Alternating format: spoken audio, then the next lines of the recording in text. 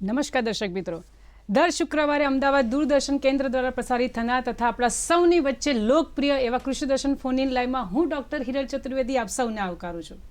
મિત્રો, આજે કૃષિ દર્શન ફોન ઇન લાઈવમાં આપણે વિષય રાખ્યો છે અગત્યના કંદમૂળ પાકમાં સંક્ષિપ્ત ખેતી પદ્ધતિ. હવે પ્રશ્ન એ થાય પહેલાં તો કે કંદમૂળ પાકમાં શું આવે, અને બીજો પ્રશ્ન એ થાય કે આ સંક્ષિપ્ત ખેતી પદ્ધતિ આપણને શું કહેવા માંગે છે. હવે મારા મનમાં જ્યારે પ્રશ્ન આવ્યો તો આ બંને નિષ્ણાંતો સાથે વાતચીત કરતાં મને ખબર પડી કે કંદમૂળ પાકમાં શું ન આવે એ જાણીને તમને પણ આશ્ચર્ય થશે. બટાકા ના આવે, આદુ ના આવે, લસણ ના આવે, બીટ છે, ગાજર છે, વિચાર કરો હળદર છે, એ ના આવે તો આપણને એમ થાય તો પછી કંદમૂળ પાકમાં આવે શું, એ તો જાણીશું. અને આ સંક્ષિપ્ત ખેતી પદ્ધતિ વિશે બંને નિષ્ણાંતો આપણા માટે કઈ સરસ મજાની માહિતી લઈને આવ્યા છે એ પણ જાણીશું. પહેલાં હું બંનેનો પરિચય આપી દઉં. બંને નિષ્ણાંતમાં સૌ પ્રથમ મારી ડાબી બાજુ બિરાજમાન છે ડૉક્ટર હિમાનીબેન પટેલ અને એમની બાજુમાં બિરાજમાન છે ડૉક્ટર હેતલબેન રાઠોડ. બંને નિષ્ણાંતોનો હું જો પરિચય આપું તો બંને નિષ્ણાંતો મદદનીશ પ્રાધ્યાપક શાકભાજી વિજ્ઞાન વિભાગ નવસારી કૃષિ યુનિવર્સિટી નવસારી ખાતે પોતાની હાલ ફરજ બજાવે છે. બંને નિષ્ણાંતો સાથે હું વાતચીત કરીશ. અગત્યના કંદમૂળ પાક વિશે, એની સંક્ષિપ્ત ખેતી પદ્ધતિ વિશે જાણીશું અને મારી જેમ તમે પણ એમને પ્રશ્ન પૂછી શકશો. પ્રશ્ન પૂછવા માટેની ફોન લાઈન શરૂ થઈ ગઈ છે. હું આપને ફોન નંબર જણાવી દઉં: 07926853814 અને 07926853816. તો ચાલો મિત્રો, કૃષિ દર્શન ફોન ઇન લાઈવ શરૂ કરી અને બંને નિષ્ણાંતો પાસેથી અદ્ભુત જે જ્ઞાન છે એનો આપણે બધા લાભ લઈએ. સૌપ્રથમ બંને નિષ્ણાંતોનું સ્વાગત છે. નમસ્કાર. નમસ્કાર. પટેલબેન આપનું પણ સ્વાગત, રાઠોડબેન આપનું પણ સ્વાગત. પટેલ મેડમ, તમારાથી શરૂઆત કરીશ. તમારી આખી ડૉક્ટરી જે છે મેં બંને નિષ્ણાંતો સાથે વાતચીત કરીને ખરેખર મને ખૂબ મજા આવી હતી. પહેલાં તો કંદમૂળ પાકની જ્યારે આપણે વાત કરીએ તો કયા કયા પાકનો સમાવેશ થાય છે ત્યાંથી શરૂઆત કરો. અગત્યના જે કંદમૂળ પાકો છે તેમાં સુરણ, રતાળુ, સક્કરિયા, તાનિયા એટલે કે પત્તરવેલી અને બટાકાનો સમાવેશ કરવામાં આવે છે.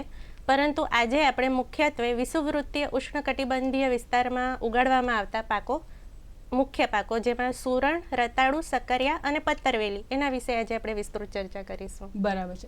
રાઠોડ મેડમ, હવે ધારો કે જ્યારે આપણે કંદમૂળની વાત કરીએ છીએ તો ઘણી વખત એવું કહે છે ને પેલી મૂલ્યવર્ધિત બનાવટો પણ કરવી જોઈએ કે જેથી કરીને જે લાભ આ લોકોને હજી પણ ઓછો મળે છે એમાં થોડી વૃદ્ધિ થાય. આ મૂલ્યવર્ધિત બનાવટો કઈ કઈ છે? સામાન્ય રીતે કંદમૂળ પાકોમાંથી ઘણી એવી મૂલ્યવર્ધિત બનાવટો બનાવવામાં આવે છે, જેમાં cube, chips, powder, starch, baby food, કંદમાંથી કંદ પૂરી બનાવવામાં આવે છે. આ સિવાય સેવ, વર્મિસેલી, શીરો વગેરે જેવી વસ્તુ બનાવી શકાય છે. બરાબર છે. હું રાહ જોઉં છું મિત્રો, ઝડપથી કોલ કરો. બંને નિષ્ણાંતો પાસે અદ્ભુત જ્ઞાન છે. કંદમૂળ પાકમાં સંક્ષિપ્ત ખેતી પદ્ધતિને આપણે સમજવાનું છે. પટેલ મેડમ, હવે ધારો કે આબોહવાની વાત કરીએ. આ જ્યારે કંદમૂળ પાકની આપણે વાત કરતા હોઈએ, ભલે આપણે માનીએ છીએ કે બટાકા છે કે લસણ છે કે આદુ છે કે બધું નથી આવતું, પણ ધારો કે બધાને આપણે થોડું ધ્યાનમાં રાખીએ તો કેવા પ્રકારની આબોહવા માફક આવતી હોય છે? કંદમૂળ પાકો સામાન્ય રીતે વિષુવવૃત્તીય ઉષ્ણકટિબંધીય વિસ્તારના પાકો હોવાથી તે પાકો માટે વાનસ્પતિક વૃદ્ધિ દરમિયાન ગરમ અને ભેજવાળું હવામાન ખૂબ જ માફક આવે છે અને કંદની વૃદ્ધિ દરમિયાન ઠંડુ અને સૂકું હવામાન માફક આવે છે. તો એમાં મુખ્ય પાકોની વાત કરીએ તો સુરણને સામાન્ય રીતે 25 થી 30 ડિગ્રી સેન્ટીગ્રેડ તાપમાન, સક્કરિયાને 21 થી 27 ડિગ્રી સેન્ટીગ્રેડ તાપમાન, રતાળુને 26 થી 30 ડિગ્રી સેન્ટીગ્રેડ તાપમાન અને તાનિયા એટલે કે પત્તરવેલીને 25 ડિગ્રી સેન્ટીગ્રેડ તાપમાન ખૂબ જ માફક આવે છે. આટલો બધો ડિફરન્સનું કંઈ કારણ ખરું મેડમ, કે એનું કંઈ રીઝન હોય છે? એના વિશે થોડીક વાત કરશો આપ? કેમ કે ઉષ્ણકટિબંધીય વિસ્તારના પાકો હોવાથી 20 થી 30 ડિગ્રી સેન્ટીગ્રેડ તાપમાનની વચ્ચે આ બધા પાકો બરાબર છે. મેડમ, ધારો કે કોઈ વરસાદની વાત કરે, આખા ગુજરાતમાં અલગ અલગ જે વિસ્તાર છે ક્યારેક વધારે વરસાદ પડતો હોય છે, કેટલાક વિસ્તારમાં ઓછો પડતો હોય છે, તો કેટલા વરસાદના પ્રમાણની જરૂર હોય છે જ્યારે આપણે કંદમૂળ પાકની વાત કરતા હોઈએ છીએ? તો આપની દ્રષ્ટિએ આપ શું સલાહ આપશો? સામાન્ય રીતે કંદમૂળ પાકોને 1000 થી 1500 મિલી જેટલો સારો વહેંચાયેલો હોય, સમગ્ર ચોમાસાની ઋતુ દરમિયાન સારી રીતે વહેંચાયેલો હોય એવો વરસાદ વધુ માફક આવે છે. આ પાકો આમ તો જો પાણીની અછત સામે સારી એવી પ્રતિકારકતા ધરાવે છે, પરંતુ આ પાકો પાણીનો ભરાવો થાય તો તેની સામે પ્રતિકારકતા ધરાવતા નથી અને રોપવામાં આવેલ જમીનમાં સડી જવાનો પ્રશ્ન રહે છે. જેથી પાણી ન ભરાય તેની ખાસ કાળજી રાખવી અને વરસાદ સારો વહેંચાયેલો હોય એવો સમગ્ર ઋતુ દરમિયાન પડે એવા વિસ્તારમાં વધુ સારું વૃદ્ધિ અને વિકાસ થાય છે, તેમજ ઉત્પાદન પણ મળી રહે છે. બરાબર છે. ડૉક્ટર હિમાનીબેન, હવે ધારો કે માની લો કે મારે આ ખેતી કરવી છે, એના વિશે મેં થોડી ઘણી જાણકારી પણ મેળવી લીધી. હવે જમીનની તૈયારી કરવાની છે. સૌથી પહેલાં તો શરૂઆત જ બધા નિષ્ણાંતો પણ એવું જ કહેતા હોય છે કે જમીનની તૈયારીને વિશેષ ધ્યાન રાખવું જોઈએ. તો જમીનની પસંદગી હોય અથવા જમીનની તૈયારી હોય એ કઈ રીતે કરવાની? સર્વપ્રથમ તો આપણે એ જાણીએ કે કંદમૂળ પાકોનું જે આર્થિક ઉત્પાદન છે તે જમીનની અંદર થાય છે, એટલે જમીનનું મહત્વ તો ખૂબ જ વધારે છે. તો જમીનની વાત કરીએ તો કંદમૂળ પાકો માટે પોચી, ભરભરી, ઊંડી, સેન્દ્રિય તત્વથી ભરપૂર અને સારા નિતારવાળી જમીન ખૂબ જ ઉત્તમ ગણાય છે. અને તેમાં પણ ગોરાળું, મધ્યમ કાળી અને ભાઠાની જમીન હોય તો કંદમૂળ પાકો માટે ઉત્તમ છે. અને પીએચની વાત કરીએ તો 5.5 થી 6.5 પીએચ એટલે અમ્લતાનો આંક એના માટે ખૂબ જ અનુકૂળ આવે છે. તો તે માટે પ્રારંભમાં ઊંડી ખેડ કરી જમીનના પ્રકાર પ્રમાણે અને અનુકૂળ અંતરે નીક પાડા બનાવીને તેના ઉપર આપણે વાવણી કરીએ તો કંદમૂળ પાકોનું સારું એવું ઉત્પાદન મેળવી શકાય છે. બરાબર છે. હું હજી રાહ જોઉં છું. ઝડપથી કોલ કરો 0792685 3814 અને 0792685 3816. ઝડપથી કોલ કરો ને જેટલું આપણે બની શકીએ એટલા આપણા પ્રશ્ન દ્વારા આખા ગુજરાતને પણ આપણે માર્ગદર્શન આપી શકીએ. તમને પૂછવાનું મન થાય કે જે સુરણની વાત કરીએ છીએ તો એમાં સુરણમાં સુધારેલી જાત વિશે જો મારે જાણવું હોય તો એ સુધારેલી જાત કઈ છે? આમ તો આપણા જે ખેડૂત મિત્રો છે એ સુરણની દેશી જાતોનું વાવેતર કરતા હોય છે, પરંતુ જો ખેડૂત મિત્રો સુરણની સુધારેલી જાતોનું વાવેતર કરે તો તેઓ એકમ વિસ્તાર દીઠ વધુ ઉત્પાદન મેળવી શકે છે. સુરણની સુધારેલી જાતોમાં માલદેવભાઈ છે, આપણે એમની સાથે વાત કરીએ. એમનો પ્રશ્ન પછી આપણે ચર્ચા કરીએ. હેલો મેડમ, આપણે બટાટાનો ખેતી કરવી હોય. હા બોલો. બટાકાની ખેતી કરવી હોય તો કેરળ વાવેતર કરવાનું અને પૂર્વ તૈયારી કઈ રીતે કરવાની હોય આપ કહેશો મેડમ? બટાકાની વાવણી માટે આ ઉત્તમ સમય છે. ઓક્ટોબરથી નવેમ્બર માસ દરમિયાન તેની વાવણી કરવાની હોય છે. તો ઘણા ખરા ખેડૂત મિત્રોએ તેની વાવણી કરી દીધી હશે. અને મેં કહ્યું તેમ જમીનની તૈયારી સર્વપ્રથમ તો જરૂરી છે. તો જમીનની તૈયારી માટે તમારે એ જમીનને પોચી, ભરભરી, ઊંડી, સેન્દ્રિય તત્વથી ભરપૂર અને નિતાર ખૂબ જ જરૂરી છે તે હોવો જોઈએ. તો તે માટે જમીનમાં પ્રાથમિક ખેડ વખતે જ તમારે સારું કોવાયેલું સેન્દ્રિય ખાતર, છાણિયું ખાતર તમે નાખીને તેને ઊંડી ભરભરી બનાવી શકો છો અને ત્યારબાદ અનુકૂળ અંતરે નીક પાડા બનાવીને બટાકાના કંદનું વાવેતર કરી શકો છો. બરાબર છે. મિત્રો, આપ જોઈ રહ્યા છો કૃષિ દર્શન ફોન ઇન લાઈવ ને અત્યારે આપણે વાત કરી રહ્યા છે અગત્યના કંદમૂળ પાકોની સંક્ષિપ્ત ખેતી પદ્ધતિ. અત્યારે સમય થયો છે નાનકડા વિરામનો. મળી વિરામ બાદ.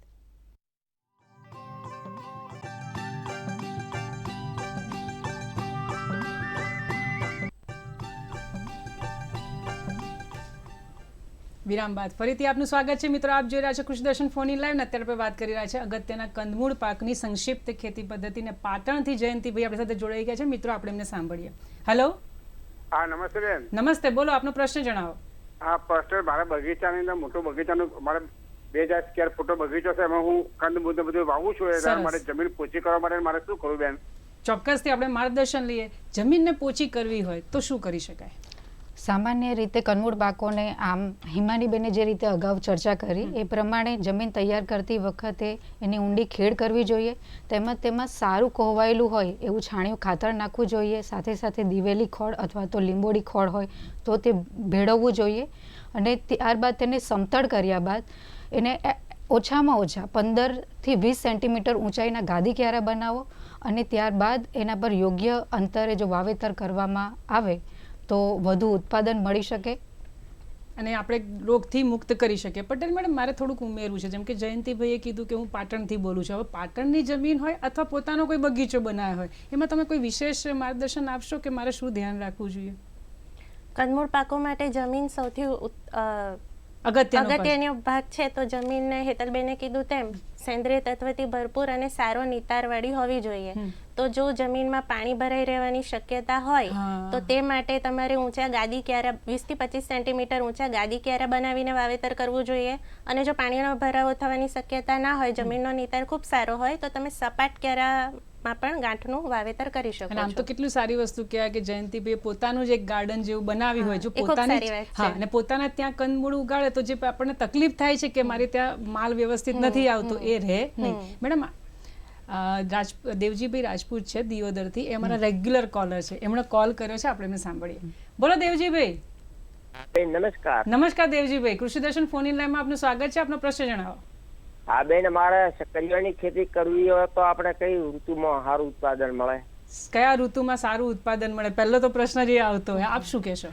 શક્કરિયાનું વાવેતર આમ તો આપણે 2 માસમાં કરી શકીએ છીએ. શિયાળુ વાવેતર સામાન્ય રીતે એનું ઓક્ટોબર-નવેમ્બર માસમાં કરવામાં આવે છે અને ચોમાસા પહેલા એટલે કે મે-જૂન માસમાં પણ તેનું વાવેતર કરી શકાય છે. બરાબર. હવે એ સિવાય ધારો કે હું વાવેતર કરું મેડમ, તો તમે કોઈ સલાહ આપશો કે ન કરવું જોઈએ અથવા શું એમાં ધ્યાન રાખવું જોઈએ? સામાન્ય રીતે આપણે સિઝન વગર જો એનું વાવેતર કરીએ તો ઉત્પાદન જોઈએ એટલું મળતું નથી. એટલે આપણે જે એની ભલામણ કરેલી ઋતુ છે તેનું ઉત્પાદન કરીએ તો આપણને નફાકારક ઉત્પાદન મળી શકે છે. વિજયનગરથી પ્રભાભાઈ જોડાઈ ગયા છે, આપણે એમને પણ સાંભળીએ. હેલો. હા બોલો, આપનો પ્રશ્ન જણાવો. આપણે સુરણ રોપ્યા પછી ને પાકવાની કેટલી વય મર્યાદા દિવસની કેટલો સરસ અને અગત્યનો પ્રશ્ન છે મેડમ, શું કહેશો આપ?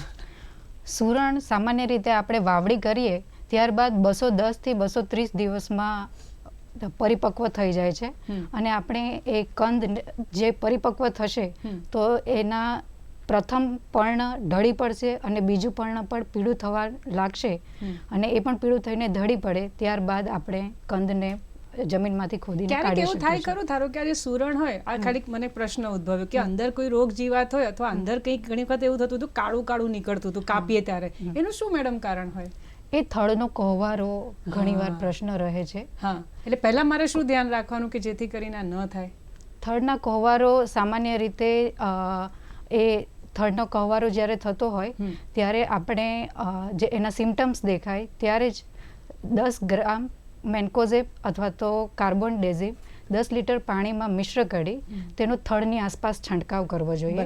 આ ઉપરાંત વધુમાં જ્યારે આપણે સુરણનું વાવેતર કરતા હોઈએ, સામાન્ય રીતે આપણે સુરણનું વાવેતર સુરણના 500 ગ્રામ જેટલા વજનના કંદના કટકા કરીને કરતા હોઈએ તો આ કટકા વાવણી કરતા પહેલા તેને બીજને માવજત આપવી જોઈએ. કેટલી સાચી વાત છે. જ્યારે બીજની માવજત આપીએ ત્યારે ખાસ ધ્યાન રાખવું કે તેમાં 1 કિલોગ્રામ ગાયનું તાજું છાણ સાથે સાથે 1 લીટર પાણી અને તેમાં 5 ગ્રામ ટ્રાઇકોડર્મા વિરિડી પાવડર 1 કિલો કંદના બિયારણના વજન પ્રમાણે મિશ્ર કરી તેની રબડી બનાવો અને આ રબડીમાં જે આપણે કંદના ટુકડા કર્યા છે તેને 15 થી 20 મિનિટ માવજત આપી છાયડામાં સૂકવો, ત્યારબાદ જ આપણે તેનું વાવેતર કરવું જોઈએ, જેને કારણે આપણે આ પ્રકારના જમીનજન્ય રોગોનો બચાવ કરી શકીએ છીએ. સેંધાભાઈ ક્યાંથી રાહ જોઈ રહ્યા છે, આપણે સેંધાભાઈને સાંભળીએ. હેલો સેંધાભાઈ. હા બોલો. બોલો, આપનો પ્રશ્ન જણાવો. એટલે શક્કરિયા માટે કઈ જમીન જોડે કયા મહિનામાં પાક હમણાં વાત તો કરી હતી પણ આપણે મેડમને ફરીથી રિક્વેસ્ટ કરીએ, શક્કરિયા માટે મેડમ આપ શું કહેશો? શક્કરિયા માટે હેતલબેને કહ્યું તેમ ચોમાસુ ઋતુમાં વાવેતર કરવું હોય તો જૂન-જુલાઈ માસમાં અને અત્યારે જેનો સમય ગયો છે ઓક્ટોબર-નવેમ્બર માસમાં આપણે શક્કરિયાની વાવણી કરી શકીએ છીએ. અને તે માટે જે જમીન છે તેના વિશે વાત કરીએ તો કે કાળી ચીકણી જમીનમાં તેનું વાવેતર નહીં કરવું જોઈએ, કેમ કે તેનાથી કંદની વૃદ્ધિ અવરોધાય છે અને કંદ બેડોળાકારના અને ઉતરતી કક્ષાના નીકળે છે. અને રેતાળ જમીનમાં પણ તેનું વાવેતર નહીં કરવું જોઈએ કેમ કે કંદ લાંબા અને પાતળા થાય છે. અને વધુ પડતી ફળદ્રુપ જમીનમાં પણ જો તેનું વાવેતર કરીએ તો ફક્ત વાનસ્પતિક વૃદ્ધિ થાય છે અને કંદની વૃદ્ધિ અવરોધાય છે. તેથી જ આપણે વાત કરીએ તેમ પોચી ભરભરી ઊંડી અને સેન્દ્રિય તત્વથી ભરપૂર જમીનમાં તેનું વાવેતર કરીએ તો કંદનું સારું ઉત્પાદન મળે છે. બરાબર છે. અને મેડમ મેં એવું પણ સાંભળ્યું છે કે જે નિષ્ણાંતો વારંવાર આવતા હોય છે એ લોકો કહે છે કે શક્કરિયાની ખેતી છે ને એ બહુ મહત્વની, બહુ અગત્યની હોય છે. હવે ધારો કે કોઈ ખેતી કાર્ય કરતું હોય તો આપની દ્રષ્ટિએ કઈ બાબતની ખાસ કાળજી રાખવી જોઈએ, એના વિશે મને થોડું માર્ગદર્શન આપશો? શક્કરિયાનો જે પાક છે તે ખૂબ જ મહત્વનો આજકાલ એટલા માટે બની ગયો છે કેમ કે તે ડાયાબિટીસ ધરાવતી વ્યક્તિ માટે પણ ખૂબ જ ઉપયોગી છે કેમ કે તેમાં ગ્લાયસેમિક ઇન્ડેક્સ ખૂબ જ ઓછું છે. તો એ વ્યક્તિઓ પણ તેનો ઉપભોગ કરી શકે છે. તો તેની ખેતીમાં એમ તો ખેતી પદ્ધતિ બધાની સામાન્ય સરખી રીતે હોય છે, પરંતુ જો એમાં મુખ્ય ઉપદ્રવવાળી જીવાત હોય તો શક્કરિયાનું ચાંચવું છે. તો સામાન્ય રીતે શક્કરિયાનો પાક 3.5 થી 4 માસમાં લણણી માટે તૈયાર થઈ જાય છે, પરંતુ જો આપણે આ જીવાતના ઉપદ્રવને ઘટાડવું હોય તો આપણે 3 થી 3.5 મહિને જેમાં 3 થી 3.25 મહિને તેનું હાર્વેસ્ટિંગ લણણી કરી લેવી જોઈએ તો આપણે આ જીવાતને આવતો અટકાવી શકીએ છીએ અને વધુ ઉત્પાદન મેળવી શકીએ છીએ. બરાબર છે. ઉનાથી ધીરુભાઈ જોડાઈ ગયા છે, આપણે એની સાથે વાત કરીએ. હેલો. હાલો ધીરુભાઈ, આપને અવાજ મળી રહ્યો છે મારો? હા મેડમ, બોલો, આપનો પ્રશ્ન જણાવો. હું બે મેડમ ને પૂછવા માંગુ છું. આજે બહુ બહેનો બધા નાના નાના ખેડૂતો માર્ગદર્શિકા આપે એ ખૂબ ખૂબ આભાર ને પ્રગતિ કરે એવો આપણે તમને બેન બધાય ત્રણેય બહેનોના આશીર્વાદ ખૂબ છે. ખૂબ અમારા ખૂબ તરફથી. ખૂબ ધીરુભાઈ, આપનો પણ હવે આભાર. મારે પ્રશ્ન એ છે મેડમ ને, જી, રતાળુ ને માંડીઓ કરવો હોય ને સારું બિયારણ ને શું કરી શકવાથી આપણે વધારે ઉત્પાદન ખૂબ મળે છે? અગત્યનો ધીરુભાઈ આપણે પ્રશ્ન પૂછ્યો. મેડમ શું કહેશો આપ? રતાળુનો પાક જ્યારે આપણે કરતા હોઈએ, આપણે જાણીએ છીએ કે રતાળુનું થડ જે છે એ વેલાનું થડ જે હોય છે ખૂબ જ નબળું હોય છે, જેને કારણે આપણે તેને ટેકો આપવાની જરૂરિયાત રહે છે. જ્યારે આપણે રતાળુની કંદની વાવણી કરીએ તેના 30 દિવસે તેના પીલા નીકળી જાય છે અને આ વેલાને વાંસ વડે ટેકો આપવામાં આવે છે. જો આપણે વાંસથી ટેકો, અને આ એક અગત્યનું ખેતી કાર્ય તો છે જ, પણ સાથે સાથે ખૂબ ખર્ચાળ ખેતી કાર્ય છે. જો આપણે વાંસના ટેકા માટેનો ખર્ચ ઘટાડવા ઈચ્છતા હોવ ખેડૂત મિત્રો, તો આ રતાળુની 2 હાર વચ્ચે એક હાર સુરણ, મકાઈ કે જુવાર જેવા પાકનું વાવેતર કરી તેના પર જો રતાળુના વેલા જો તમે ચઢાવે તો એકમ વિસ્તાર દીઠ વધુ ઉત્પાદન પણ મેળવી શકીએ છીએ અને વધારાનો જે વાંસના ટેકા આપવાનો ખર્ચ છે એ પણ ઘટાડી શકાય છે.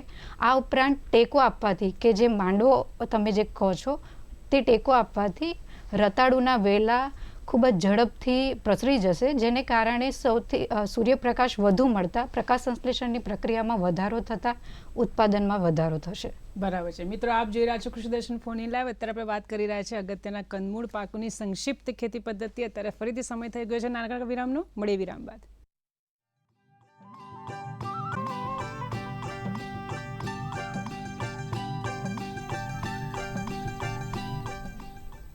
વિરામ બાદ ફરીથી આપનું સ્વાગત છે. મિત્રો, આપ જોઈ રહ્યા છો કૃષિ દર્શન ફોન ઇન લાઈવ. અત્યારે આપણે વાત કરી રહ્યા છીએ અગત્યના કંદમૂળ પાકોની સંક્ષિપ્ત ખેતી પદ્ધતિ. નવસારીથી પધારેલા બંને નિષ્ણાંતો ખૂબ સરસ વાત કરી રહ્યા છે અને આપણને ત્રણેયને આપણા જ ખેડૂતોના આશીર્વાદ છે, કારણ કે આપણે પણ એક એવું કહી શકાય વડીલોના આશીર્વાદ આપણે મેળવી રહ્યા છે. મેડમ, આપણી વાત અધૂરી હતી કે સુરણની સુધારેલી જાત કઈ? કારણ કે મોટા ભાગે જેમ તમે કીધું ને કે સક્કરિયા છે તો ડાયાબિટીસ માટે આપણને સારું પડે છે. સક્કરિયા, સુરણ, આ બધું આપણા શરીરને નુકસાન તો નથી જ કરતું. તો સુરણને માની લો કે કોઈ પણ ખેડૂત મિત્રોને ખેતી કરવી હોય તેની સુધારેલી જાત કઈ છે? સુરણની આમ તો આપણે જે અગાઉ વાત કરી એ પ્રમાણે ખેડૂત મિત્રો દેશી જાતોનું વાવેતર કરતા હોય છે. એમાં જો ખેડૂત મિત્રો જો સુધારેલી જાતોનું વાવેતર કરે તો વધુ ઉત્પાદન મેળવી શકે છે. જે માટે ખેડૂત મિત્રોએ સુધારેલી જાતો જેમ કે બિધાન કુસુમ છે, ગજેન્દ્ર જાત છે, સ્વાગતા જાત છે, આ બધી જાતોનું વાવેતર કરી વધુ ઉત્પાદન મેળવી શકે છે. નવસારી કૃષિ યુનિવર્સિટી નવસારી દ્વારા સુરણની સ્વાગતા જાતનું પણ ગુજરાતના ખેડૂતોને વાવેતર માટે ભલામણ કરવામાં આવ્યું છે. સ્વાગતા જાત સરેરાશ 44.84 ટન પ્રતિ હેક્ટર જેટલું ઉત્પાદન આપે છે. આ સાથે સાથે આ સુરણની આ સ્વાગતા જાતમાં થડનો કોહવારો સામે પ્રતિકારકતા ધરાવે છે, તેમજ તેમાં કેલ્શિયમ ઓક્ઝેલેટ કે જે તત્વને કારણે સુરણ ખાવાથી ગળામાં બળતરા કે ચડચડાટનો પ્રશ્ન રહે છે તે તત્વ ઓછું રહેલું છે, જેને કારણે ગળામાં વવડાટનો પ્રશ્ન રહેતો નથી. આ ઉપરાંત આ જાતના કંદ પર અંગુલી ગાંઠોનું પ્રમાણ પણ ઓછું હોય છે. કંદ સુવાળી સપાટીના હોય છે. સાથે સાથે આ કંદના જો આ રાંધવામાં સારા છે, પૌષ્ટિક છે, સુપાચ્ય રેશાનું પ્રમાણ વધારે છે, શર્કરા તેમજ ફોસ્ફરસ, પોટાશ, ઝીંક અને કેલ્શિયમ તત્વોનું પ્રમાણ પણ વધુ રહેલું છે. બરાબર. જેમ તમે ગજેન્દ્રની વાત કરી, તમે સ્વાગતાની વાત કરી, હું એમને તો મિત્રો આ લોકોને નહીં છોડું, આ લોકો પાસે સખત નોલેજ છે. હું મેડમ પાસે જઈશ કે આ ગજેન્દ્ર પાક જે જાત છે એની શું છે ખાસિયત? ગજેન્દ્ર જાત આંધ્રપ્રદેશના કોવ્યુર સંશોધન કેન્દ્ર ખાતેથી બહાર પાડવામાં આવેલી જાત છે અને સુરણ પાકમાં ખૂબ જ પ્રચલિત જાત છે, જે ભારતના 10 જેટલા રાજ્યોમાં તેનું વ્યાપારિક ધોરણે ખેતી થાય છે અને ગુજરાતનો પણ તેમાં સમાવેશ થાય છે. સામાન્ય રીતે ખેડૂતો દેશી જાતોનું વાવેતર કરતા હોય છે, પરંતુ જો ગજેન્દ્ર જેવી સુધારેલી જાતોનું વાવેતર કરે તો વધુ ઉત્પાદન મેળવી શકાય છે અને તેની ખાસિયત એ છે કે તે પાક ફક્ત 6 થી 7 મહિનામાં જ તૈયાર થઈ જાય છે. મેડમ, સિનોરથી રણવીરસિંહ છે, આપણે પહેલા એમને સાંભળીએ પછી ચર્ચા કરીએ. રણવીરસિંહ, હા બોલો, આપનો પ્રશ્ન જણાવો. રતાળુનું બિયારણ ક્યારે વાવવાનું ને ભીંગામાં કેટલું બિયારણ જોઈએ? કેટલું બિયારણ જોઈએ, ક્યારે વાવવું જોઈએ? મેડમ આપ શું કહેશો?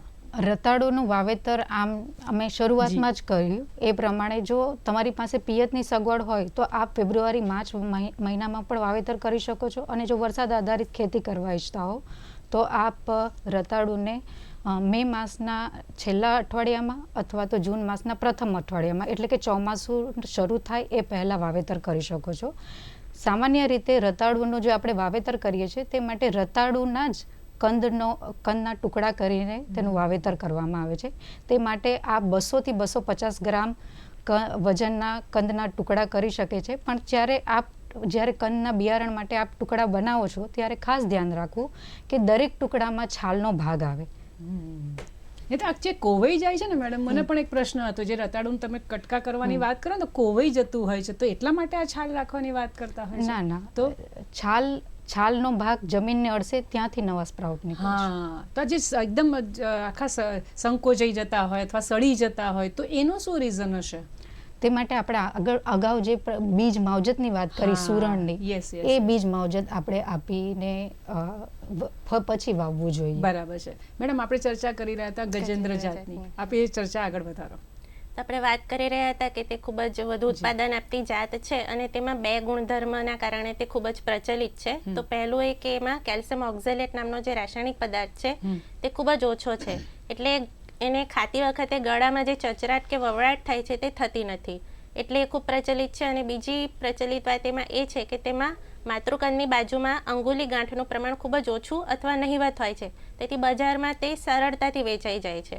આ ઉપરાંત તેના કંદ રાંધવામાં સારા, સ્વાદિષ્ટ અને તેની સંગ્રહ શક્તિ પણ ખૂબ જ સારી હોય છે, અને એના કંદ પણ સુવાળા હોય છે.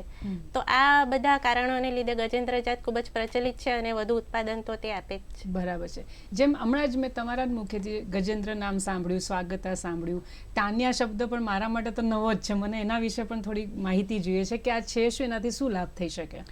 સામાન્ય રીતે ખેડૂત મિત્રો અને આપણે કોમન સિટીઝન્સ પણ એવું જ વિચારતા હોઈએ છીએ, તાનિયા અને અળવી વચ્ચે આપણે કન્ફ્યુઝ થતા હોઈએ છીએ. સામાન્ય રીતે જે વનસ્પતિનો ઔદ્યોગિક ધોરણે પાત્રા બનાવવા માટે ઉપયોગ થાય છે તે વનસ્પતિને તાનિયા તરીકે ઓળખવામાં આવે છે.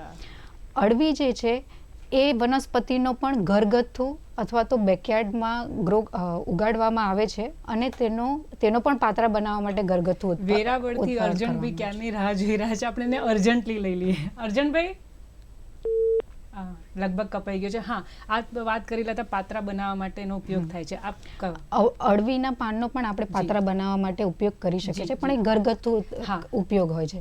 અળવીના પાનમાં ખાવાના કારણે એમાં ગળામાં વવડાટનો કે ચડચડાટનો પ્રશ્ન રહે છે, જેને કારણે તેમાં આપણે આમલી વધારે યુઝ કરવી પડે છે. તો ઔદ્યોગિક ધોરણે અળવીના પાતળા નથી બનતા, પરંતુ તાનિયાના પાત્રા બને છે. અચ્છા, તેમાં કોઈ સુધારેલી જાત મેડમ આપના પાસે કોઈ જ્ઞાન હોય તો આપ અમને ચોક્કસથી આપો. હા, જરૂર.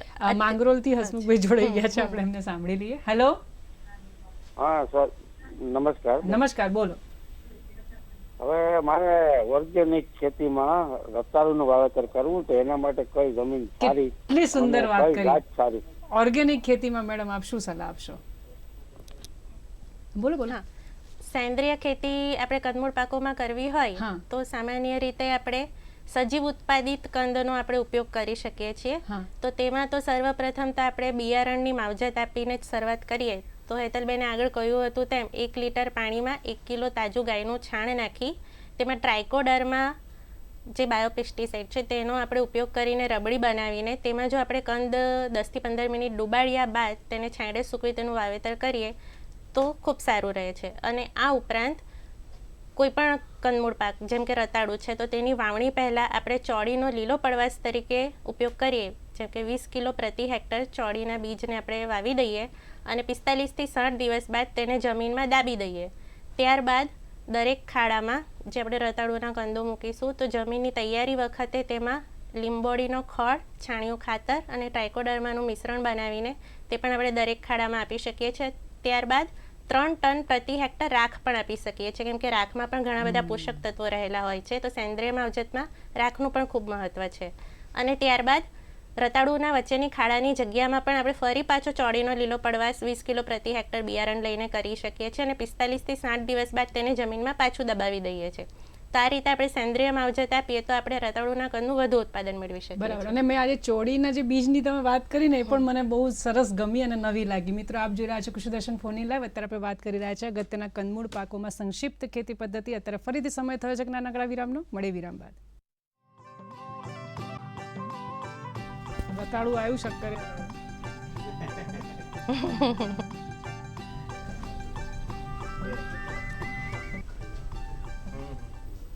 વિરામ બાદ ફરીથી આપનું સ્વાગત છે. મિત્રો, આપ જોઈ રહ્યા છો કૃષિ દર્શન ફોન ઇન લાઈવ. અત્યારે વાત કરી રહ્યા છે અગત્યના કંદમૂળ પાકોમાં સંક્ષિપ્ત ખેતી પદ્ધતિ. બંને નિષ્ણાંતો નવસારીથી પધારેલા છે અને એટલી સરસ માહિતી આપી રહ્યા છે કે હજી વધારે પ્રશ્નો પૂછવાનું જ મન થયા કરે છે.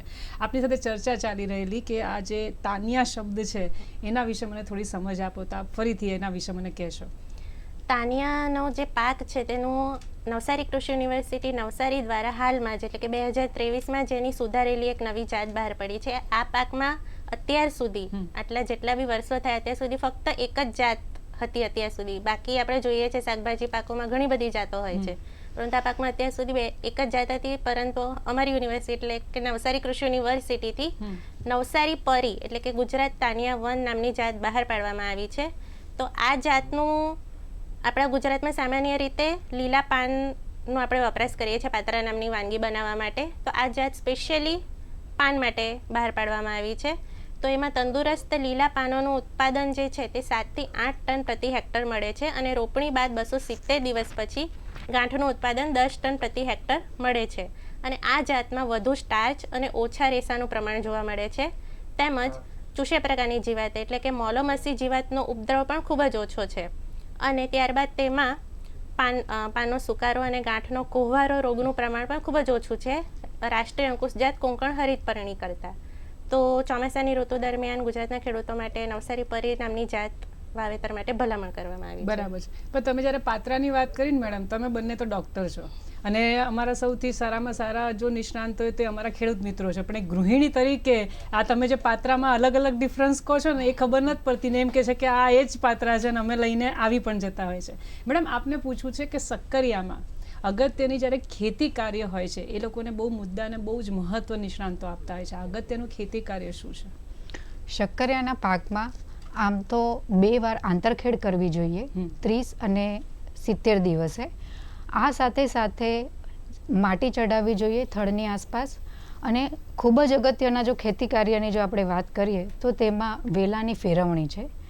શક્કરિયામાં કુદરતી રીતે એનું નેચર છે કે તેની ગાંઠ જમીન સાથે અડતા ત્યાંથી નવા મૂળ ઉગશે.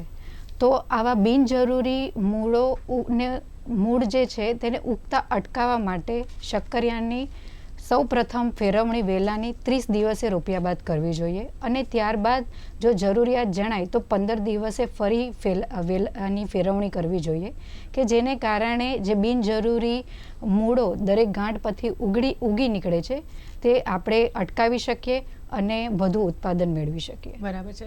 હમણાં તાજેતરમાં જ મિત્રો હું તમને રિસર્ચ મેં જે કર્યું છે એના વિશે કહું કે નવસારીની અંદર છે ને અખિલ ભારતીય સંકલિત કંદમૂળ પાક સંશોધન યોજના એ તાજેતરમાં એવોર્ડ મળેલો છે. હવે આ એવોર્ડ શેનો છે એના વિશે આપણે મેડમને પૂછીએ. આના વિશે માહિતી આપશો મેડમ?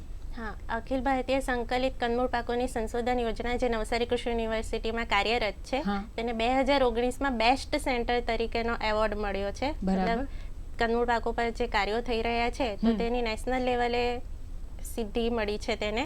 અને આ ઉપરાંત આવક ઉત્પન્ન કરવામાં બીજા ક્રમનો એવોર્ડ પણ તેને 2019 અને 2021માં મળ્યો છે.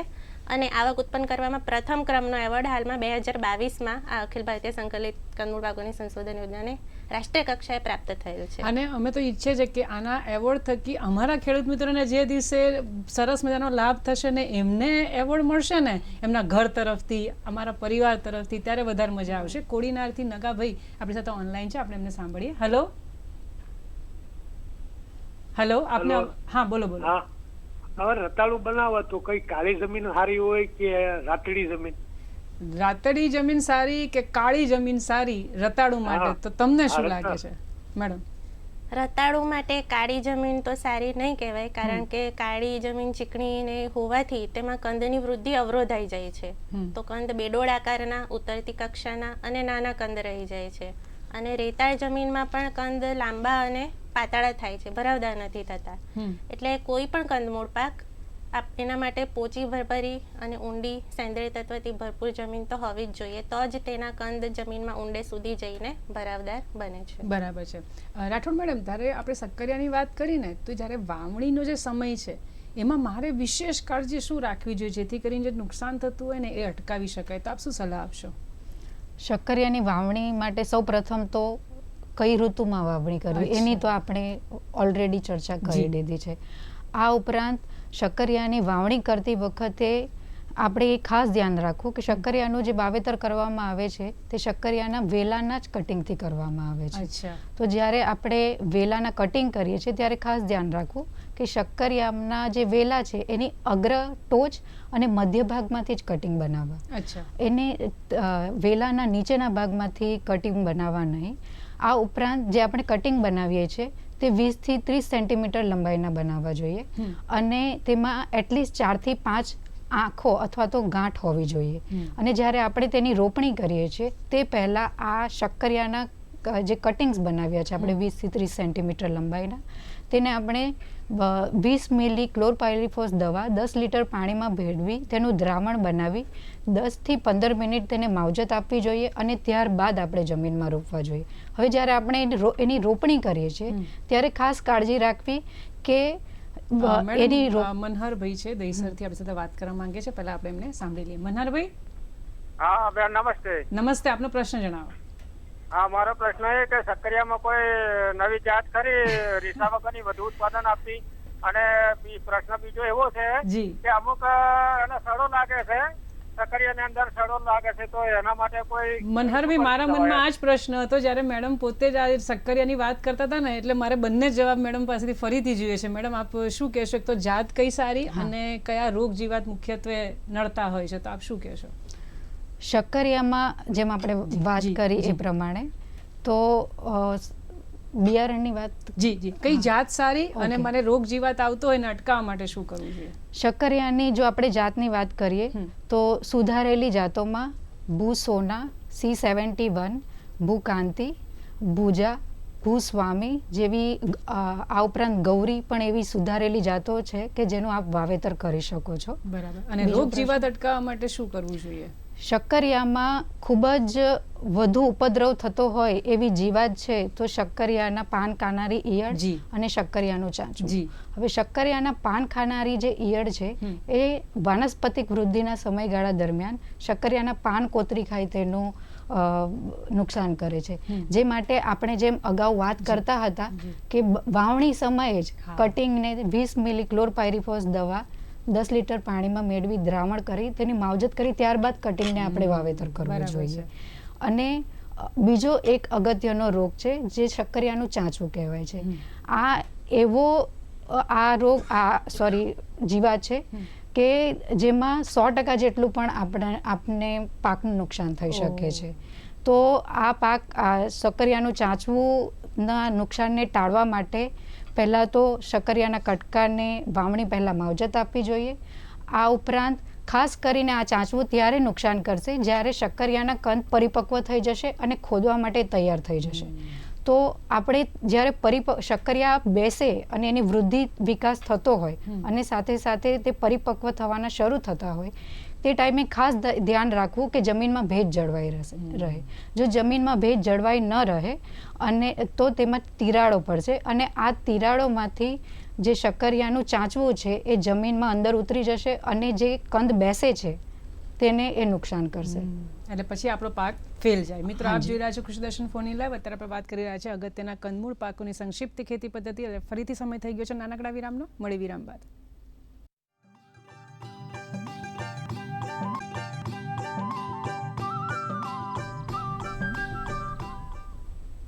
વિરામ બાદ ફરીથી આપનું સ્વાગત છે. મિત્રો, આપ જોઈ રહ્યા છો કૃષિ દર્શન ફોન લાઈવ. અત્યારે આપણે વાત કરી રહ્યા છીએ અગત્યના કંદમૂળ પાકની સંક્ષિપ્ત ખેતી પદ્ધતિ. ઉકાભાઈ ધ્રોલથી આપણી રાહ જોઈ રહ્યા છે. આપણે એમના પ્રશ્નોને સાંભળીએ.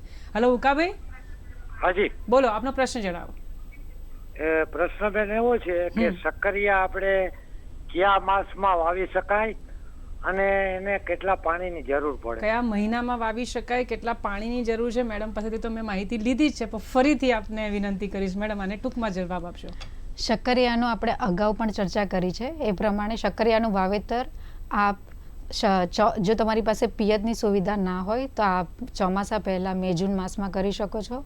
આ ઉપરાંત આપ ફેબ્રુઆરી માર્ચ માસમાં પણ તેનું વાવેતર કરી શકો છો. બરાબર, જેથી કરીને આપણને સારું એવું મળે. મેડમ હવે ધારો કે આ જે સક્કરિયા છે એ વાવણી માટે વેલા કઈ રીતે અને કયા સમયે તૈયાર કરવા? કારણ કે એ પણ એક બહુ મૂંઝવતો પ્રશ્ન થઈ જતો છે. કેટલાક પોતાના ગાર્ડનની અંદર એક નાનું એવું સરસ મજાનું કરી દે કરતા હોય, કેટલાક ખેતર કરીને કરતા હોય, તો આપ શું સલાહ આપશો? સક્કરિયાની વાવણી માટે કુલ 2 ધરુવાળિયાની જરૂર પડે છે. સામાન્ય રીતે કંદ પાકો ડાયરેક્ટ જ જમીનમાં આપણે કંદ નાખીને ઉગાડીએ છીએ, પરંતુ સક્કરિયાની વાવણી માટે ધરુવાળિયાની જરૂર પડે છે. તો ટોટલ 3 માસનો સમયગાળો આપણે ધરુવાળિયા માટે વાવણી પહેલાં જોઈએ છે. તો પ્રથમ ધરુવાળિયા માટે 100 ચોરસ મીટર વિસ્તાર ઇનફ છે. તો તેની અંદર 100 કિલો કંદમાંથી 200 ગ્રામ વજનના કંદ આપણે પ્રથમ ધરુવાળિયામાં વાવવા જોઈએ 8 થી 10 સેન્ટીમીટર ઊંડાઈએ, અને તેનું વાવેતર અંતર રહેશે 60 બાય 20 સેન્ટીમીટર, મતલબ 2 હાર વચ્ચે 60 સેન્ટીમીટર અને એક જ હારમાં 2 છોડ વચ્ચે 20 સેન્ટીમીટરનું અંતર રાખીને આપણે વાવવું જોઈએ કંદ. તો 40 થી 45 દિવસ પછી તેમાંથી નીકળેલા વેલામાંથી 20 થી 30 સેન્ટીમીટર લંબાઈના કટકા કરી તેને બીજા બનાવેલા ધરુવાળિયા, અને તેનો વિસ્તાર રહેશે 500 ચોરસ મીટર વિસ્તાર. તેની અંદર 60 બાય 20 સેન્ટીમીટરના અંતરે વાવણી કરવી જોઈએ. તો આ 2 ધરુવાળિયા એટલે કે એના બી 45 દિવસ પછી આપણને 1 હેક્ટરના વાવેતર માટે રોપવા માટે પૂરતા પ્રમાણમાં આપણને વેલાના કટકા મળી જશે, અને વેલાના કટકાની લંબાઈ રહેશે 20 થી 30 સેન્ટીમીટર લંબાઈના, અને એને પણ આપણે જ્યારે મુખ્ય ખેતરમાં વાવણી કરીએ તો 60 બાય 20 સેન્ટીમીટરના અંતરે વાવણી કરવાથી આપણને ઉત્પાદન સારું મળે છે. ભરૂચથી કનુભાઈ પટેલ આપણી રાહ જોઈ રહ્યા છે. કનુભાઈ બોલો, આપનો પ્રશ્ન જણાવો. હેલો. હા બોલો કનુભાઈ. હા હિરલબેન નમસ્કાર. નમસ્કાર કનુભાઈ, બોલો. હા હિરલબેન નમસ્કાર. હા હા નમસ્કાર, સીધો સંપર્ક મારી સાથે ફોનમાં કરો. મેડમને સવાલ પૂછ્યો છે કે મારે સક્કરિયા બનાવેલા ને તો એનો વિદ્યુત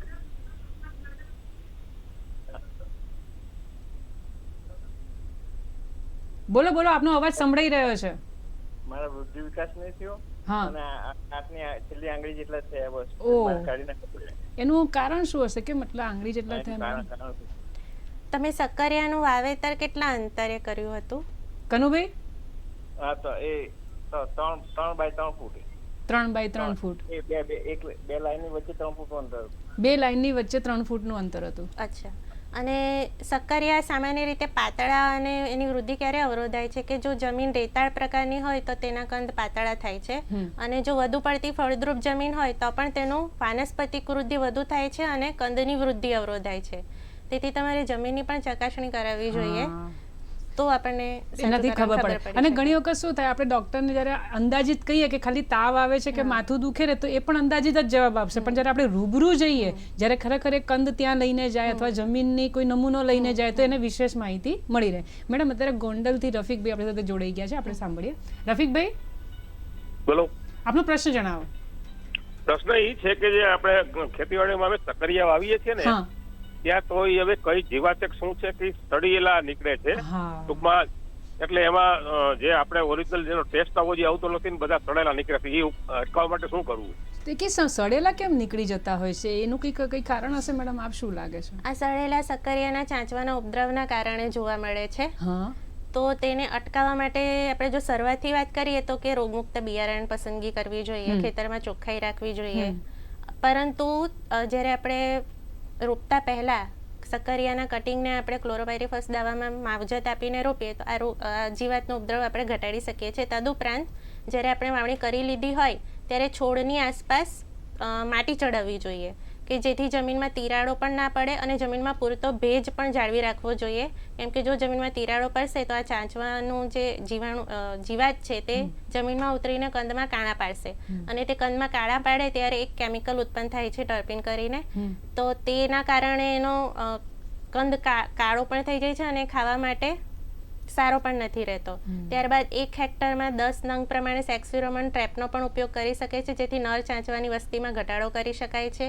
તદુપરાંત જ્યારે એનું આપણે લણણી કરીએ ત્યારે જનરલી 4 મહિનામાં તેનું આપણે કાપણી કરતા હોઈએ છીએ, પરંતુ જો આપણે 3 થી 3.25 મહિને તેની કાપણી કરી દઈએ તો આ ચાંચવાના ઉપદ્રવને આપણે અટકાવી શકીએ છીએ. બરાબર છે. અને એમ પણ આજે તમે કીધું ને જમીનની જે દિવાલ જેવું કરી નાખીએ જેથી કરીને અંદર પ્રવેશ ના કરે. નહીં તો ઘણી વખત એટલું સરસ આપણે તમે કીધું જો અમે બીજ પણ કદાચ સારામાં સારું વાપરીએ, તમે કોઈ રીતે અમે લોકો જાતની પસંદગી કરીએ, તમે કીધું એ રીતે જ અમે વાવણી કરી, તમે કીધું એ રીતે અંતર રાખ્યું, છતાં આવતું હોય તો આવી નાની નાની વસ્તુઓનું પણ અમારે ધ્યાન રાખવું જોઈએ.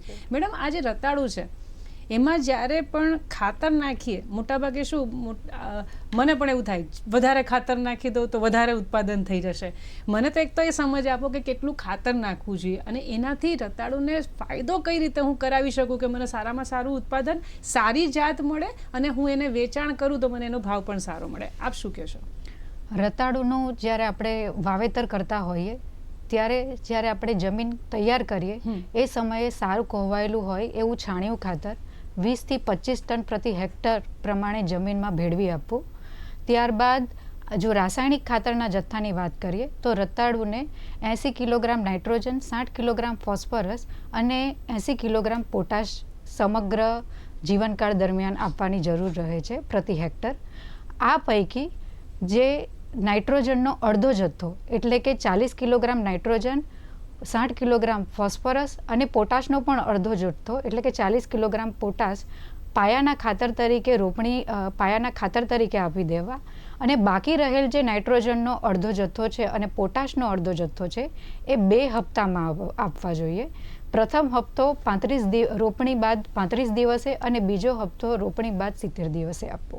બરાબર. આમ કરવાથી આપણે રતાળુના પાક માટે વૃદ્ધિ અને વિકાસ માટે તેમજ કંદના વૃદ્ધિ અને વિકાસ માટે અને એકમ વિસ્તાર દીઠ વધુ ઉત્પાદન મેળવી શકીએ છીએ. બરાબર છે. મેં તાન્યા વિશે પણ મારા ખ્યાલથી જુનાગઢથી રમેશભાઈ છે, આપણે એમને સાંભળી લઈએ. હાલો રમેશભાઈ. હા મતલબ બોલો, આપનો પ્રશ્ન જણાવો રમેશભાઈ. એટલે મારો પ્રશ્ન હા એટલે તમારો પ્રશ્ન હું આજે પ્રોગ્રામ જોવો જ છું. હા હા બોલો બોલો. તો કે મારે એવું હતું કે બટેટાના મેં મંડપ બનાવ્યા છે. બહુ સરસ. તો બટેટા ઉપરથી ચીરાઈ જાય ને ફાટી જાય છે ને ફળ નાનું થાય છે. ચીરાઈ જાય, ફાટી જાય, મેડમ એનું શું કારણ અને મારે શું કરવું જોઈએ? જે બટાકા છે એ વચ્ચે ચીરાઈ જાય છે, ફાટી જાય છે, એમણે સરસ મજાનો એક સરસ વાવેતર ઊભું કર્યું છે, તો હવે આ પ્રશ્ન એમને ઘણા વખતથી નડતો હોય તો હવે એમને શું કરવું જોઈએ?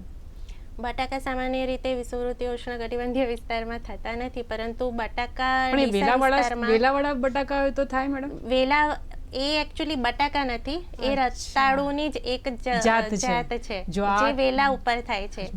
સામાન્ય રીતે ખેડૂત મિત્રોને એવી ગેરસમજ હોય છે કે વેલા ઉપર બટાકા. મને પણ એવી ગેરસમજ છે અમારા ખેડૂત મિત્રોને. એકચ્યુઅલી ડાયોસ્કોરિયા બલ્બીફેરા નામની રતાળુની એક જાત છે. અચ્છા. તો એ કંદ જ છે, રતાળુના કંદની. અચ્છા. તે વચ્ચે ફાડા પડી જાય છે, એનું શું કારણ હશે મેડમ? એ જો આપણે જમીનમાં આપણે જ્યારે પાણી આપીએ છીએ અને જો 2 પિયત વચ્ચેનું પ્રમાણ જ્યારે લંબાઈ જાય ત્યારે અને પછી આપણે અચાનક પાણી આપીએ ત્યારે તેમાં ચીરા અને ફાટ પડવાની શક્યતા રહેલી છે. એવું કહેવાય શરૂઆતથી લઈને અંત સુધી એટલું બધું ધ્યાન રાખવું પડે, ને તો કંઈક એક ભૂલ અને આપણું આખું ઉત્પાદન તકલીફમાં આવી શકે. હવે તાન્યા વિશે મારે મેડમ જાણવું હતું. આ તાન્યા છે, જેમ મેડમે વાત કરી હતી રતાળુના ખાતર વિશે, તો આ તાન્યામાં કેટલું ખાતર અને કઈ રીતે આપવું એના માટે આપ શું કહેશો? તાન્યામાં હેતલબેને વાત કરી તેમ 80-60-80 નાઇટ્રોજન, ફોસ્ફરસ, પોટાશ પ્રતિ હેક્ટર પ્રમાણે આપણે ખાતર આપવાનું હોય છે, પરંતુ તે પહેલાં 20 થી 25 ટન છાણિયું ખાતર જમીનમાં પ્રાથમિક ખેડ વખતે ભેળવી દેવું જોઈએ અને ત્યારબાદ પાયામાં તાનિયાના ગાંઠની રોપણી વખતે આ ખાતર આપવું જોઈએ અને ત્યારબાદ 80-60-80માંથી 60 અને 40 નાઇટ્રોજન, ફોસ્ફરસ, પોટાશ પ્રતિ કિલો હેક્ટર પ્રમાણે પાયામાં આપવું જોઈએ અને બાકીના 20-0-20 રોપણી પછીના પીલા નીકળ્યાના 7 થી 10 દિવસે આપવો જોઈએ અને બાકીનો બચેલો જથ્થો એટલે કે 20-0-20 નાઇટ્રોજન, ફોસ્ફરસ, પોટાશ ખાતર પ્રથમ હપ્તાના 1 મહિના બાદ આપણે જમીનમાં આપવું જોઈએ. પણ હિમાનીબેન, આ જે તાન્યા છે એ કેટલા દિવસમાં તૈયાર થાય અને સારામાં સારું વધુમાં વધુ ઉત્પાદન લગભગ કેટલા સમયમાં મને મળી શકે? હવે જે તાનિયા પાક છે આપણે સામાન્ય રીતે લીલા પાનોનું ઉત્પાદન લેવા માટે કરતા હોઈએ છીએ. તો જો લીલા પાનના ઉત્પાદન લેવા માટે આપણે તાનિયાની વાવણી કરી હોય તો 2 થી 3 માસમાં એની પાનની આપણે હાર્વેસ્ટિંગ ચાલુ કરી દેવી જોઈએ. અને આખા સમગ્ર જીવનકાળ દરમિયાન એમાં 7 થી 8 ટન પ્રતિ હેક્ટર આપણને લીલા તંદુરસ્ત પાનોનું ઉત્પાદન મળે છે. પરંતુ જો ગાંઠ માટે એની વાવણી કરી હોય તો 9 મહિના બાદ આપણે તેના કંદની લણણી કરી શકીએ છીએ. બરાબર છે. હવે જેમ કે ઘણા પ્રશ્ન બટાકા માટે પૂછ્યા હતા, બરાબર, એટલે તમારા વતી જ મેડમ પાસેથી માહિતી લઉં છું કે જે બટાકા છે કેટલા પ્રમાણમાં જથ્થો હોય તો મારે બિયારણ વાપરવું જોઈએ, કારણ કે આ સમજ નહીં હોય ને, જેમ શાક કેટલું છે ને હું મીઠું કેટલું નાખું, એ જેમ આપણા વડીલ સમજાવે એવી રીતે તમે અમને સમજાવો કે કેટલા પ્રકારના જથ્થામાં મારે બિયારણનો ઉપયોગ કરવો જોઈએ. આપ શું કહેશો? બટાકાના વાવેતર માટે જો આપણી પાસે 2 થી 3 ટન પ્રતિ હેક્ટર બિયારણ હોય, બટાકા હોય, તો આપણે એનું 1 હેક્ટર માટે વાવેતર કરી શકીએ છીએ. બરાબર. એટલે જો એનાથી વધારે કરું તો નુકસાન થાય કે ના એનાથી ઓછું કરું તો કે નાના કોઈ ફરક નથી પડતો? આપ શું કહેશો? જનરલી આપણે જે વાવેતર કરેલો જે એની વાવણી અંતર છે અને જથ્થો છે તેના કરતાં જો આપણે વધુ કરીએ તો એકમ વિસ્તારમાં છોડની સંખ્યા તો વધી જાય છે, પરંતુ એથી બટાકાનું કદ છે તે નાનું થઈ જાય છે, તેથી બજારમાં વેચાણ લાયક રહેતા નથી અને પછી ઉત્પાદન ના મળે અને આપણને બજાર ભાવ પણ ના મળે. રાઠોડબેન, પણ આ જે બટાકા છે એ કેટલા દિવસમાં તૈયાર થાય અને મને લગભગ કેટલું ઉત્પાદન મળશે? આપને શું લાગે છે? બટાકાનો પાક આમ તો 100 થી 110 દિવસમાં પરિપક્વ થઈ જાય છે અને આપણે એનું હાર્વેસ્ટિંગ કરી શકીએ છીએ.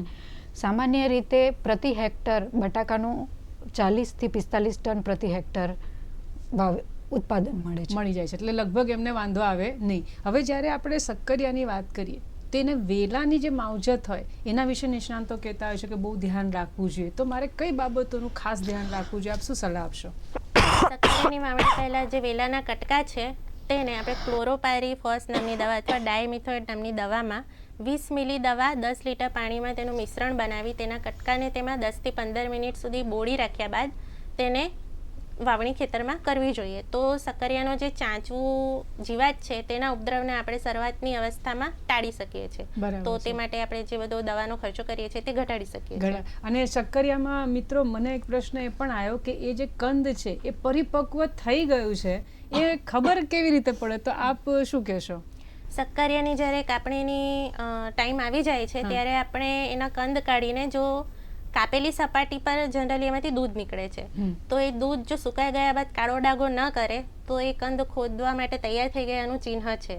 બરાબર. અને જે એનો છોડ છે તેની આસપાસની જમીનમાં જો તિરાડો પડી જાય તો પણ આપણને ખબર પડી જાય કે હવે શક્કરિયાનું કંદ હાર્વેસ્ટિંગ માટે તૈયાર છે. બાકી એમ તો 3 થી 3.5 મહિને આપણે હાર્વેસ્ટિંગ કરીએ તો લગભગ વાંધો આવતો નથી. અને સંકલિત ખાતર વ્યવસ્થા છે ને મિત્રો, એ પણ બહુ અગત્યનું હોય છે. એટલે મેડમ પાસેથી જ જાણીએ કે શક્કરિયામાં જ્યારે આપણે વાત કરીએ તો સંકલિત ખાતર વ્યવસ્થા એના વિશે થોડીક માહિતી આપશો.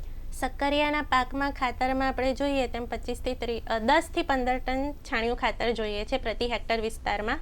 અને આપણે નાઇટ્રોજન, ફોસ્ફરસ અને પોટાશ તત્વની વાત કરીએ તો 75 કિલોગ્રામ પ્રતિ હેક્ટર એને જરૂરી હોય છે. તો પાયામાં એટલે કે શક્કરિયાના કંદની રોપણી વખતે 37.5 કિલોગ્રામ નાઇટ્રોજનનો જથ્થો અને પૂરેપૂરો ફોસ્ફરસ અને પોટાશનો જથ્થો પાયામાં આપી દેવો જોઈએ. અને બચેલો જે નાઇટ્રોજનનો જથ્થો છે તે પહેલા હપ્તા પછીના 1 મહિના બાદ જમીનમાં આપી દેવો જોઈએ. બરાબર. રાઠોડ મેડમ, આ જે તાનિયા વિશે આપણે વાત કરીને તો એમાં પિયતનું મહત્વ કેટલું રહેલું છે? આપને શું લાગે છે? તાનિયાના પાક ઇવન બધા જ કંદમૂળ પાકોમાં પિયતનું ખૂબ જ આગવું મહત્વ છે. કોઈ પણ કંદમૂળ પાક, હવે આપ તાનિયાની વાત કરો છો તો તાનિયા સૌપ્રથમ રોપ્યા બાદ પ્રથમ પિયત તુરંત જ આપવું અને બીજું પિયત રોપણી બાદ 1 અઠવાડિયે આપવું. ત્યારબાદ સામાન્ય રીતે આપણે જાણીએ છીએ કે મે કે જૂન માસમાં આ કંદમૂળ પાકોનું વાવેતર કરતા હોઈએ છીએ વરસાદ આધારિત. તો ચોમાસા દરમિયાન પિયત આપવાની જરૂરિયાત રહેતી નથી, પરંતુ જો વરસાદ વધુ ખેંચાય અને જો પાકની વૃદ્ધિના તબક્કા અને જમીનની જરૂરિયાત પ્રમાણે જો પિયતની જરૂર પડે તો આપણે આપી શકીએ છીએ. તો અને ઉનાળાની ઋતુમાં કે અન્ય સમયગાળા દરમિયાન આપ 6 થી 7 દિવસે તાનિયામાં પિયત આપી શકે છે. ઘણા ખેડૂત મિત્રો દક્ષિણ ગુજરાતમાં જે તાનિયાની ખેતી કરે છે બહોળા વિસ્તારમાં, તેઓ ઘણા સમય અઠવાડિયામાં 2 વાર પણ પિયત આપે છે, જેને કારણે વધુ ઝડપથી અને વધુ મોટી સાઇઝના વિસ્તાર જોવો પડે અને પછી જમીનનો પ્રકાર, તમારો પાકની વૃદ્ધિનો તબક્કો એ ખૂબ જ મહત્વ ભજવે છે. ડૉક્ટર પટેલ મેડમ, હવે તમે ઘણા વર્ષોથી આ ફિલ્ડમાં કામ કરો છો. મારે આ કંદમૂળને લઈને અને ખાસ કરીને સંક્ષિપ્ત ખેતી પદ્ધતિને લઈને તમારા મુખેથી એક સંદેશો અમારા દર્શક મિત્રોને અપાવડાવો છે, તો આપનો સંદેશો આપ રજૂ કરી શકો છો મેડમ. કંદમૂળ પાકો માટે આપણે સંક્ષિપ્ત ખેતી પદ્ધતિ, વૈજ્ઞાનિક ખેતી પદ્ધતિની વાત કરીએ તો આપણે જમીનનું મહત્વ વિશે જાણ્યું કે જમીન કેવી હોવી જોઈએ. ત્યારબાદ એને બીજ માવજત એટલે કે બિયારણ માવજત વિશે જાણ્યું. બિયારણ માવજત આપીને જ તેની રોપણી કરવી જોઈએ, તો શરૂઆતની અવસ્થામાં આપણે રોગજીવાતના ઉપદ્રવને ટાળી શકીએ છીએ અને દવાનો ખર્ચ ઘટાડી શકીએ છીએ. ત્યારબાદ છોડને માટી ચડાવવી, જેને પાડા ચડાવવા કહે છે, તે પણ કરવું જોઈએ. તો એના કંદના મૂળ ખુલ્લા પડી જતા નથી અને વધુ ઉત્પાદન આપે છે. અને ત્યારબાદ તેનું કાપણીના જ્યારે સમય થાય છે તેના કરતાં થોડુંક આપણે વહેલું કાપણી કરીએ તો અમુક પ્રકારની જીવાતો આવતી નથી અને ઉત્પાદન પણ આપણને સારું એવું મળે છે. તો આ બધી બાબતોનું આપણે ધ્યાન રાખીએ. સંક્ષિપ્ત કોઈ ગભરાવાની જરૂર નથી. ડૉક્ટર હિમાનીબેન પટેલ અને ડૉક્ટર હેતલબેન રાઠોડ, આપ ખરેખર અહીંયા પધાર્યા અને કેટલી સરસ માહિતી આપી તે બદલ અમદાવાદ દૂરદર્શન કેન્દ્ર વતી તથા અમારા તમામ મિત્રો વતી હું આ બંનેનો ખૂબ ખૂબ આભાર માનું છું. નમસ્કાર મિત્રો. આજે કૃષિ દર્શન ફોન ઇન લાઈવમાં ડૉક્ટર પટેલ મેડમ અને ડૉક્ટર રાઠોડ મેડમ, જેઓ નવસારી કૃષિ યુનિવર્સિટીથી અહીંયા પધારેલા, એમના પાસેથી આપણે અગત્યના કંદમૂળ પાકની સંક્ષિપ્ત ખેતી પદ્ધતિ અંતર્ગત માહિતી મેળવેલી માહિતીનો ભરપૂર ઉપયોગ કરીને સફળતા મેળવો તેવી શુભેચ્છા. ફરી મળીશું એક નવા વિષય સાથે. ત્યાં સુધી રજા આપશો. નમસ્કાર.